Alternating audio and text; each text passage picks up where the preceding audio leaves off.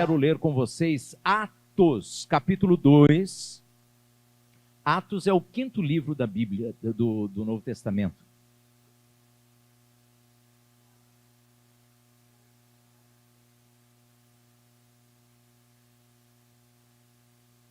Eu vou ler do versículo 42 ao 47, tá bom? Eles se dedicavam ao ensino dos apóstolos e à comunhão e ao partir do pão e às orações.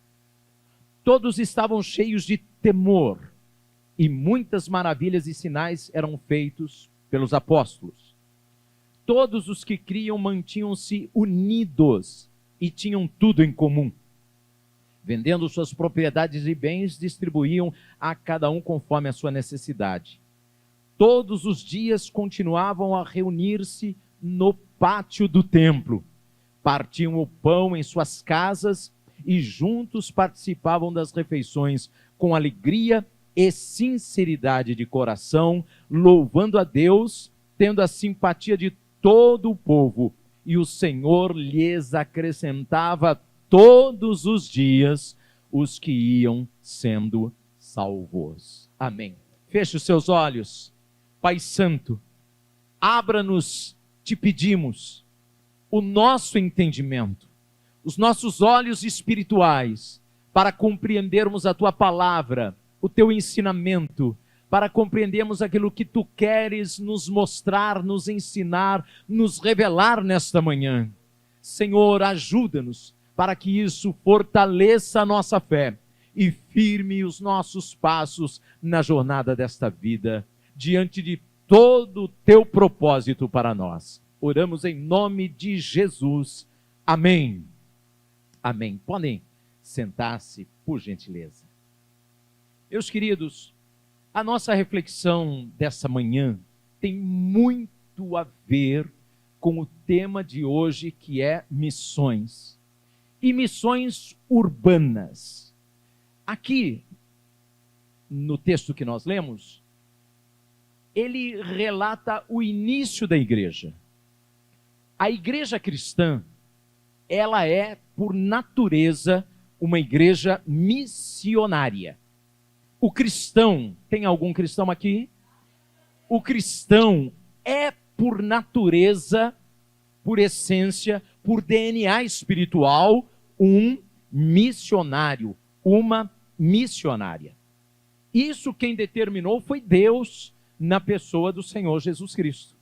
Ele falou: vocês serão minhas testemunhas, e eu quero que vocês vão pelo mundo todo, levando a minha mensagem, o evangelho da salvação, as boas novas de salvação, vão por todos os cantos, até os confins da terra. Isso, é claro, é algo importante para nós entendermos.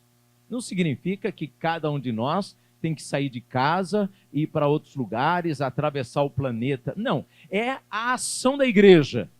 Porque a igreja estava iniciando ali. Ela só existia em Jerusalém, ali, capital de Israel, e em nenhum outro lugar do planeta. Então o propósito de Jesus é que ela se estendesse, como se o mundo fosse um oceano, e ali Jerusalém fosse lançado do céu uma imensa pedra, que uma vez caindo ali, fosse, ou provocasse uma onda.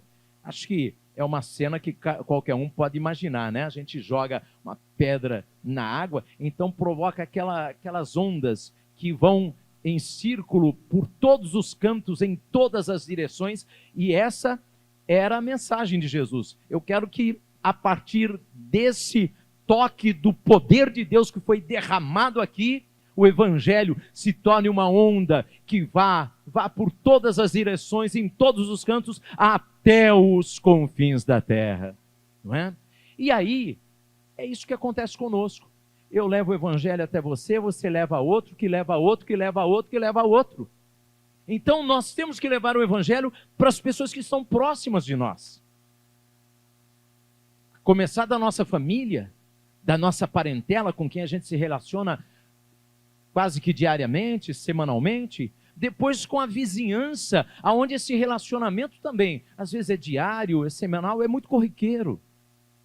E aí, uma vez que você transmite o evangelho a um, ele vai transmitir ao outro, que vai transmitir ao outro, e essa onda vai indo, vai indo, vai indo, e ela já atravessou o planeta desde o primeiro momento, aqui em Atos dos Apóstolos, lá há 2000 anos atrás. Bênção de Deus. Mas ali, no relato bíblico, nós vemos a estrutura do que Deus criou e que Ele espera que a gente replique. Porque você já ouviu aquela brincadeira ou aquela dinâmica que se faz quando uma pessoa conta alguma coisa para alguém, que depois vai contar para outro, que depois vai contar para outro, e lá no fim a história já é outra? Vocês já viram essa brincadeira, esse tipo de dinâmica? O evangelho não pode ser assim. O mesmo evangelho pregado lá no templo de Jerusalém tem que ser o evangelho pregado aqui, na nossa igreja, aqui no Brasil, mesmo 2000 anos depois. Sem variação, sem mudança. Então nós temos que ter, na nossa vida, o autor daquelas palavras. A presença viva do Espírito Santo, porque é Ele que fala através de nós. O Senhor disse, abram a boca e eu encherei de palavras. O que quer dizer? Eu vou te dar inspiração, eu vou te dar a capacidade. Obviamente que eu tenho que ter o conhecimento para que isso aconteça, e o conhecimento é a leitura, é o estudo da palavra de Deus, é meditar nela de dia, de noite, ou seja, não interessa se é à noite, se é de madrugada, se é de dia, se é à tarde, de manhã, ou no final da tarde, medita na palavra de Deus, e toma para si os seus ensinamentos, pratica, tenha o cuidado de colocar em prática, e aí você vai ser abençoado. Porque a bênção de Deus estará sobre a vida de quem age assim. Naturalmente, você não vai precisar pedir, você não vai precisar correr atrás, ela já estará na tua vida, promessa de Deus. Mas vamos olhar como era a estrutura então, porque nós precisamos replicá-la da mesma maneira, sem variação alguma, sem que a mensagem seja outra, seja diferente. Diz o texto, eles... Versículo 42. Se dedicavam ao ensino dos apóstolos. Ora, os textos bíblicos do Novo Testamento basicamente foram escritos pelos apóstolos. Mateus, João, Paulo, Tiago, Pedro, correto? Nossos apóstolos. Alguns discípulos importantes, como Marcos, Lucas. E nós temos esse ensinamento, que foi escrito também há 2000 anos. Uma palavra que vem vindo para nós, e ela chega exatamente como ela foi relatada. Exatamente como ela foi escrita. Porque ela é trazida pelo milagre e o poder de Deus através da condução do Espírito Santo de Deus. Então, quando eu medito na palavra de Deus, eu também me dedico ao ensino apostólico, que era o que eles faziam. E eu tenho uma vantagem, eu tenho a palavra escrita. Naquele momento, não havia uma única letra escrita do Novo Testamento.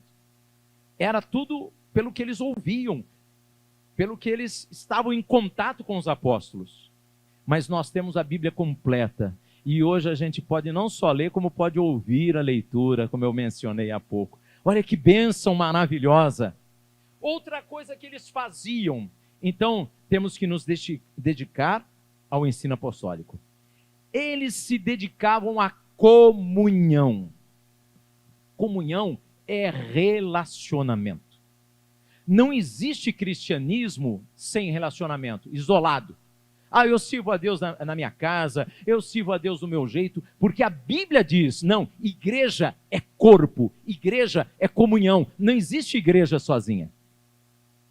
A igreja, para que ela exista, é necessário que nós estejamos juntos, porque cada um de nós é parte desse corpo chamado igreja, é membro desse corpo chamado igreja. Então, amar a comunhão, estar em comunhão, provocar a comunhão, desejar a comunhão, sentir-se bem com a comunhão, com o relacionamento entre irmãos na comunidade da fé, é fundamental, essencial e é o padrão deixado pelo Senhor Jesus e pelos apóstolos. Terceiro, no partir do pão. Embora aqui também tenha um aspecto social, mas isso eu vou deixar para o outro texto. É óbvio que aqui o texto ele chama a nossa atenção e a importância de nós regularmente celebrarmos a ceia do Senhor. Não é à toa que Jesus falou, façam isso em memória de mim até que eu volte. Porque cada vez que vocês fizerem isso, ou seja, celebrarem a ceia do Senhor, vocês estarão anunciando a morte de Cristo até que Ele venha. Ou seja, a obra completa, a obra vicária de quem deu sua vida por nós, mas ressuscitou e vai voltar. Diga graças a Deus. Você crê que Jesus vai voltar? Então diga, ora vem, Senhor Jesus. Quarto, eles se dedicavam às orações. Há pouco nós cantamos isso aqui. Quando eu oro, o fato é o seguinte, cantamos também que, a irmã Vanessa destacou isso aqui para nós na ministração do louvor, que a oração, na oração há uma manifestação do poder de Deus. Correto? Que a oração é parte fundamental da nossa vida espiritual e do exercício da nossa fé. Você crê no poder de Deus através da oração? A pergunta é, temos orado? Regularmente? Diariamente? Só que o texto não fala da oração individual, que é importantíssima, necessária e deve ser cultivada por nós, mas fala da oração comunitária, porque ele está falando aqui no texto de como os cristãos viviam, qual era o padrão, qual foi a formatação para que fosse replicada em todos os cantos do planeta ao longo dos séculos e dos milênios. É oração comunitária, oração juntos. Quando a gente não ama se reunir para orar, há algum problema conosco, porque isso é natural. Quando alguém não bebe água, não tem prazer em beber água, não quer beber água, é porque ela tem algum problema de saúde, algum problema no seu organismo, algum problema existe. Por quê? Porque beber água é natural, é necessária, é fundamental para a nossa própria vida. E no plano espiritual, a oração faz esse papel. Significa que nós temos que tomar muito cuidado com isso. No versículo 43, nós encontramos o seguinte: todos estavam cheios de temor. Temor aqui não é o sentido de medo, apavorado, desesperado, não. De ter um profundo respeito a Deus.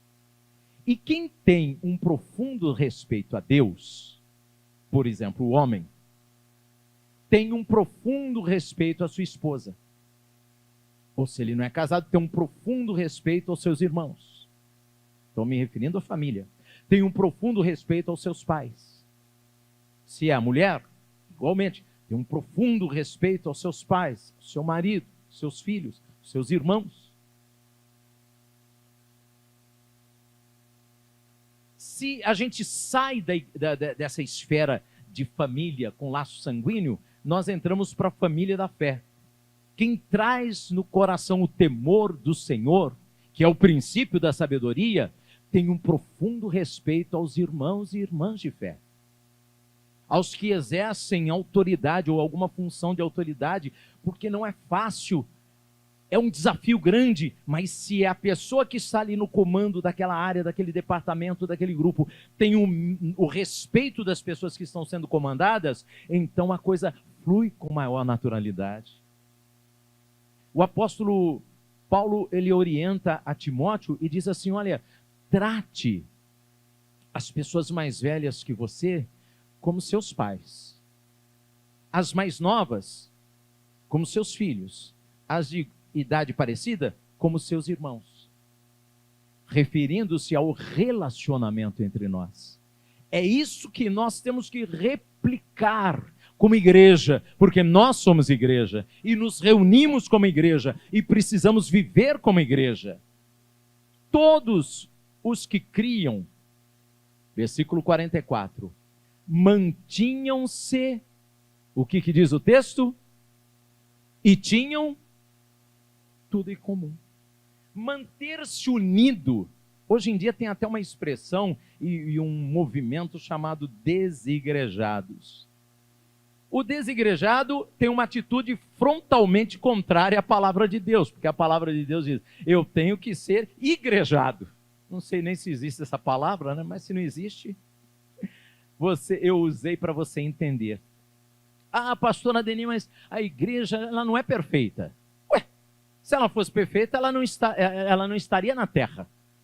A igreja é o lugar onde os imperfeitos se reúnem, submissos ao senhorio do Pai Celestial, sob a orientação do Espírito Santo, para começar a tirar as rugas da vida, numa jornada que precisa ser fiel, né, de perseverança e determinação, até a morte. Então a igreja não é feita de gente perfeita, porque se fosse, eu não poderia estar aqui. E eu imagino que você também não. Não é? Mas nós temos que estar unidos. Todos os que criam mantinham-se unidos e tinham tudo em comum. Versículo 45. Vendendo suas propriedades e bens, distribuíam a cada um conforme a sua necessidade. Tem gente que tem uma falta de compreensão e de imaginação e pensa que o pessoal pegava tudo que possuía, vendia e ia distribuindo e ficava na miséria, né? Aí ia precisar de ajuda, virava um sem-teto. Não é isso. A ação de amor, ela é solidária. Ela estende as mãos para ajudar. E essa mão estende para ajudar sem que essa tenha que saber. Então, quando eu sei da necessidade de um irmão, de uma irmã, e eu tenho condições de ajudar, de estender as mãos, eu devo fazê-lo com amor, com alegria, sem divulgação, sem precisar anunciar, olha, ajudei fulana, olha, dei isso para ciclano. Não. É uma ajuda natural, do tipo, entrou um cisco no teu olho, todo o teu corpo reage para ajudar o olho, não é? A mão já pega, já dá uma espreitadazinha ali, passa a mão ali, dá uma tentativa de ajudar, aí já vem, corre lá no espelho para ver se você consegue, se não tem espelho, pede ajuda para alguém. Isso não é natural? Não precisa sair, olha, mão, você viu que eu fui ajudar o olho lá? Então, mas eu também pensei em ajudar. Não funciona assim, não pode funcionar assim. Tem que ser algo natural, algo que parte do coração. E quando isso acontece, todos ajudando a todos, então tudo é comum a todos. Sempre nós vamos ter alguém que tem mais e outro que não tem tão mais assim. Mas o que nós não podemos ter é gente que esteja na miséria, enquanto um monte de irmãos na fé, membros do mesmo corpo, irmãos e irmãs, não age para mudar essa história. Então o texto diz, olha, eles vendiam.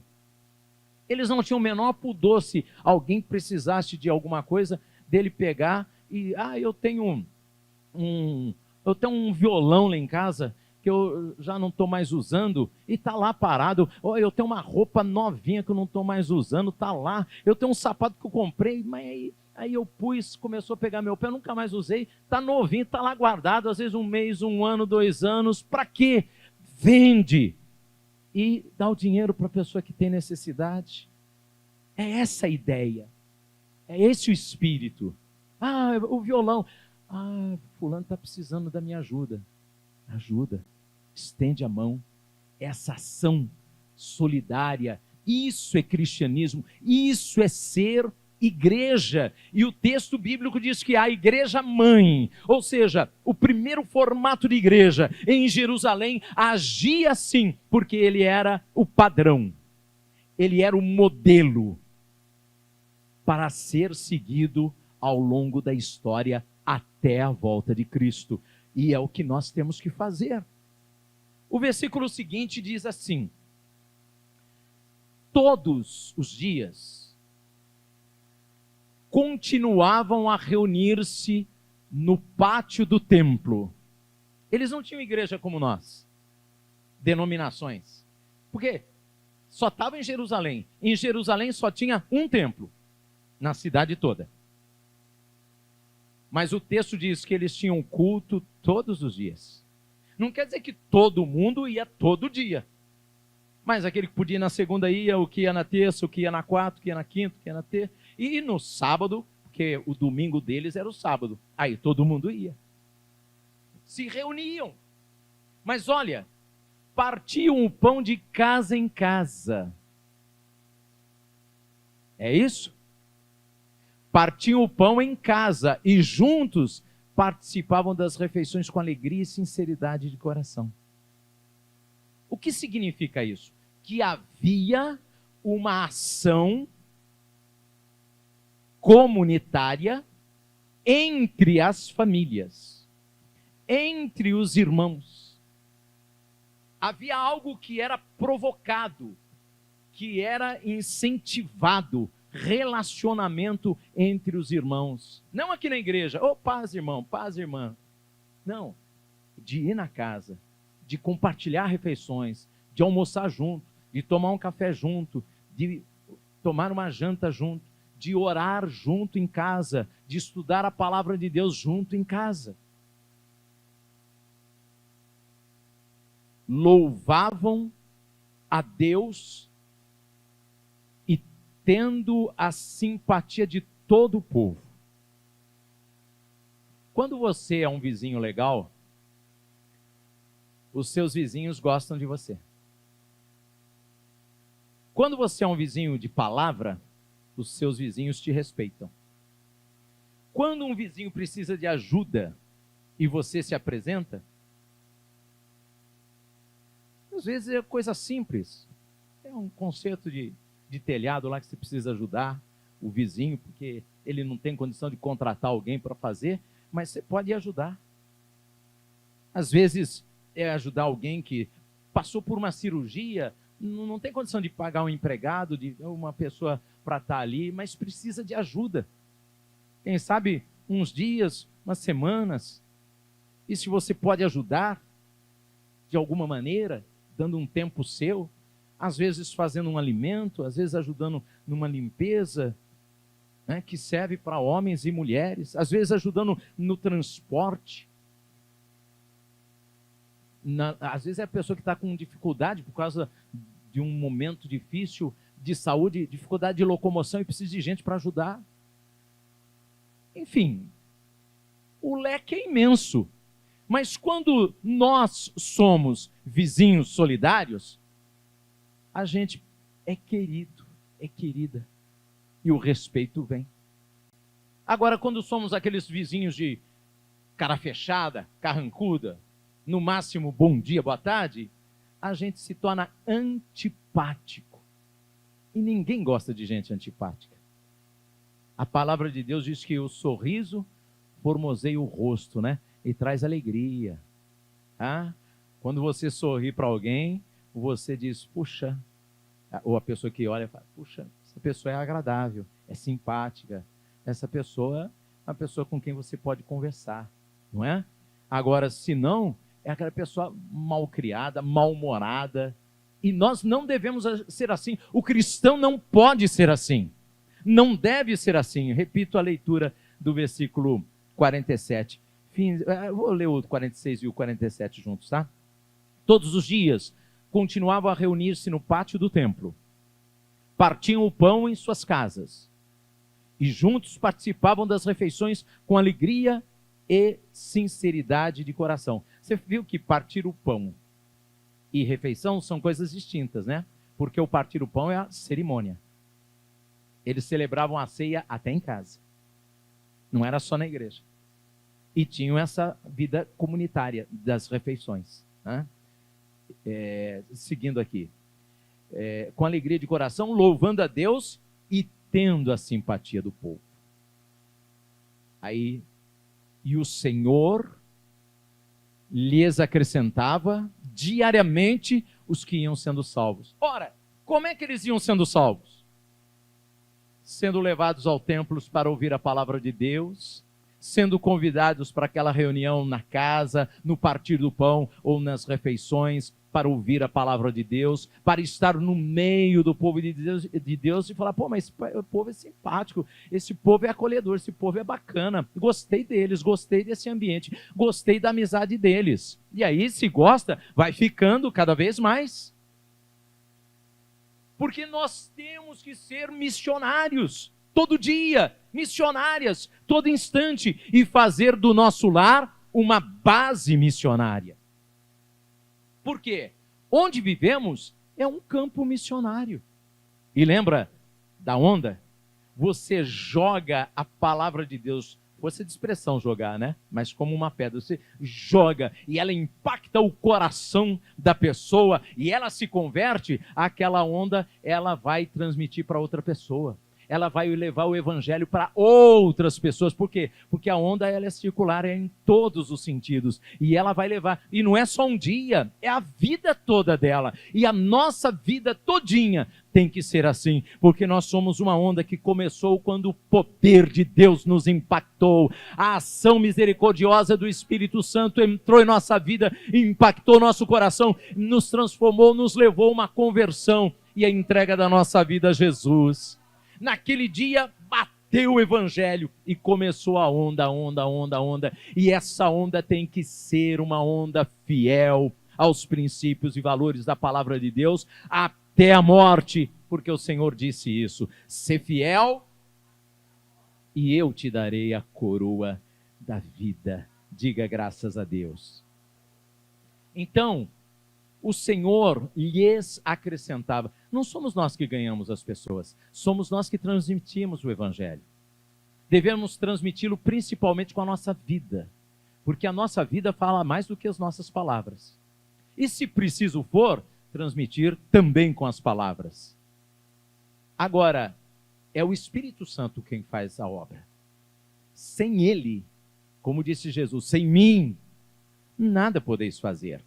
Ele é quem converte os corações, frutifica nossas obras e nos abençoa com a vida em abundância. Isso está em João 16, a partir do versículo 8. E o texto é bem claro nesse sentido, né? Quando ele vier, converterá, Jesus está falando sobre o Espírito Santo, né? O mundo do pecado, da justiça e do juízo. Quando ele vier, convencerá o mundo do pecado. É que eu estou lendo lá. Quando ele vier, convencerá o mundo do pecado, da justiça e do juízo. Ora, isso é importante. Vai no versículo seguinte, por favor. O pecado, porque os homens não creram em mim. É o Espírito Santo que convence isso, né? Segundo, da justiça, porque vou para o Pai e vocês não me verão mais. E terceiro, do juízo, porque o príncipe deste mundo já está condenado. Olha que coisa interessante. Então aqui eu paro, abro um parênteses e olha bem. Jesus está falando que Satanás é o príncipe deste mundo. É isso que está escrito na tua Bíblia? Sim ou não? Palavras ditas por quem? Jesus. Satanás é o príncipe deste mundo. Logo, olha bem para mim. Os seres humanos sem Deus, sem a conversão, são súditos dele. Porque se ele é o príncipe deste mundo, ou nos desfiliamos dele, voltamos as nossas costas para ele e nos convertemos, quer dizer, viramos a nossa vida, a direção dos nossos passos para Jesus, ou continuamos debaixo do principado dele. Isso é muito sério. Os seres humanos sem Deus são súditos de Satanás. Ele conseguiu liderar a humanidade em sua rejeição ao Filho de Deus. Porque quando alguém rejeita Jesus, ele se rebela contra o plano de salvação de Deus, Pai. E volta as costas para Deus. E se põe como súdito de Satanás. Simples assim. Palavras do Senhor Jesus. Não podeis servir a dois senhores. Não tem como. Não tem um terceiro senhor. Ou serve a um, ou serve a outro. Todos os seres humanos deste mundo são súditos de Satanás. A única maneira é renunciar a isso, morrer para isso, converter-se, ou seja, dar as costas para isso e nascer para servir um novo rei, o Senhor Jesus Cristo. Jesus é o Senhor da tua vida? Toma cuidado, porque se não for, você já sabe quem é. Mateus 25, 41, diz assim: então ele dirá aos que estiverem à esquerda: malditos, apartem-se de mim para o fogo eterno, preparado para o diabo. Então olha bem, presta atenção. A condenação aqui, chamada de fogo eterno, ela foi feita para anjos, não para seres humanos. Está aí na tua Bíblia. Senhor Jesus dizendo. O fogo eterno foi preparado para o diabo e seus anjos. Agora, Satanás quer levar todos nós com ele. E quem estiver debaixo do principado dele, conscientes ou não, porque tem muita gente que está e não tem consciência disso, não se deu conta disso, vai acabar sofrendo a mesma penalidade porque se sujeitou a ele, Satanás. Mas o inferno não foi feito para nós, gente. Jesus falou que para nós foi feito o céu. Ele falou assim: na casa do meu pai há muitas moradas. O pai de Jesus mora no céu ou no inferno? O pai de Jesus mora no céu ou no inferno? Então ele falou: na casa do meu pai há muitas moradas e eu vou preparar lugar para vocês. Porque o que eu quero é que onde eu estiver, na casa do meu pai, vocês estejam comigo. O desejo de Deus, o desejo do Senhor Jesus Cristo, nosso Salvador, é que a gente não vá para aquilo que foi feito, preparado para o diabo e seus anjos. É que a gente vá para o céu. Mas a decisão é nossa, porque somos nós que nos convertemos. Somos nós que aceitamos a Jesus. Somos nós que dizemos não ao pecado e sim à santificação, sem a qual, diz a Bíblia, ninguém verá a Deus. A vida cristã autêntica não é vivida de forma isolada, mas em comunidade e com alicerces espirituais bem definidos. Nós temos o padrão. Nós temos, como é que chama numa linha de produção, aquele padrão que é usado para fazer as cópias. É o molde, tem mais alguma outra palavra? Gabarito, exatamente. Então é isso. O padrão, o molde, o gabarito é a igreja em Jerusalém. É assim. E tem que sair igualzinho. Não pode sair diferente. Hoje não pode ter uma igreja que seja diferente daquela. Porque o gabarito é o mesmo. Jesus não mudou o gabarito. Ele não reestruturou o gabarito. Ele não fez uma releitura do gabarito. Do padrão, do molde. Tem que sair igualzinho. Por quê? Porque aquele é o padrão, é o gabarito chamado Jesus Cristo. E nós somos chamados para sermos cristãos. Ou seja, imagem e semelhança do Filho de Deus. E isso tem que ser verdade na nossa vida, dia após dia. Entenda que somos missionários. Entenda que temos um campo missionário para trabalhar. Entenda que Deus espera isso de nós, conta com isso, e temos que fazer do nosso lar uma base missionária.